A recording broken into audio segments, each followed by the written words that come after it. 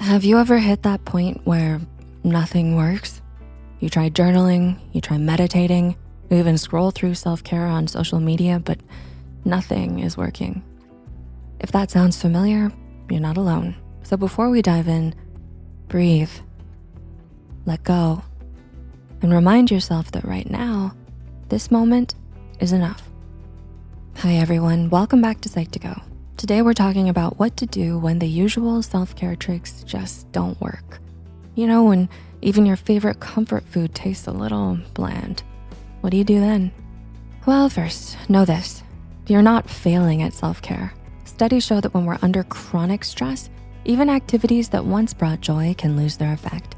Psychologists call this anhedonia. Basically, when your brain has trouble feeling pleasure. I've had days, weeks, months like that too. Or even making tea felt like a chore. And maybe you've been there, staring at your journal or Netflix queue, feeling nothing. That's not weakness. It just means you may need a different approach. One strategy that helps is micro self-care, the smallest actions that bring even a spark of relief. A study in BMC psychology found that breaking tasks down into tiny steps can actually improve motivation and well-being. That might mean splashing your face with cold water, standing up to stretch for 30 seconds, opening a window and taking one deep breath. Actually, let's try one together. Pause this video and stretch your arms above your head for just 10 seconds. See, that's micro self-care in action. These little resets give your nervous system just enough energy to make bigger steps possible. Another approach is sensory self-care. When emotions feel numb or overwhelming, tuning into your senses can anchor you back to the present. This technique is often used in trauma recovery and stress management. Think of it like plugging your phone into a charger. Your senses are the charging cable that reconnect you to the moment. Try asking yourself, what's one thing I can smell right now? What's one thing I can hear? What's one texture I can feel? Even if it feels simple, these grounding practices remind you that you are here and you are safe. And if you're stuck, sometimes it helps to step outside your own habits. Research on behavioral activation, often used in depression treatment, shows that imitating small routines from others can reintroduce meaning and structure into life.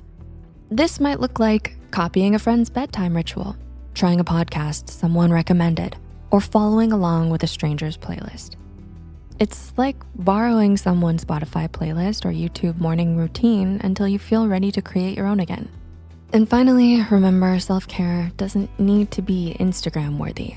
Cooking instant noodles at 2 a.m. absolutely counts. Sitting quietly in your room counts. Even just surviving the day counts. There is no universal rule book. What matters is showing yourself the same patience you'd give a friend.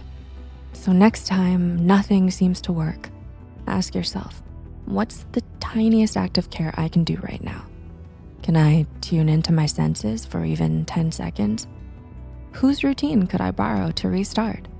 And maybe for you, self-care doesn't look like leaving the house. Maybe you're introverted and home is where you feel safest. That's okay too. In fact, research shows that sleep is one of the most powerful forms of recovery for depressive episodes.